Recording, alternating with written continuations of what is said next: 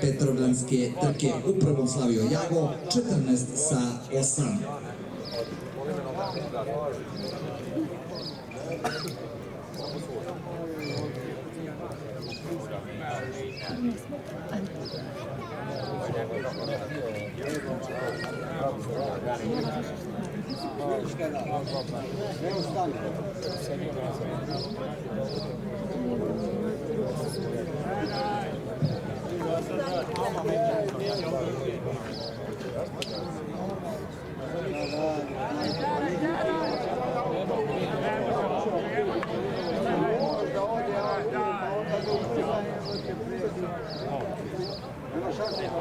Start drugog trčanja koje je na začelju Zarina Baba kroz sredinu do čela hoće Primdor, hoće to da učini i Vanity Cup, ali ne da Jagoda More. Četvrta pozicija za Aerobic B.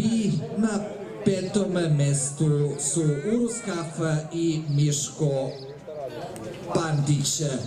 Čelo za Jagoda More. Ovo je potpuno drugačije od onog prvog hita kada je Uros tek tamo pri izlasku iz kontrapravca u drugom krugu uspeo da se izbori sa pre svega Aerobic B. Još krug do kraja velikog finala. Ako ovako ostane Jagoda More, bit će novi osvajač Petrovdanske trke. Druga pozicija za Primdor, treća Vanity Cup.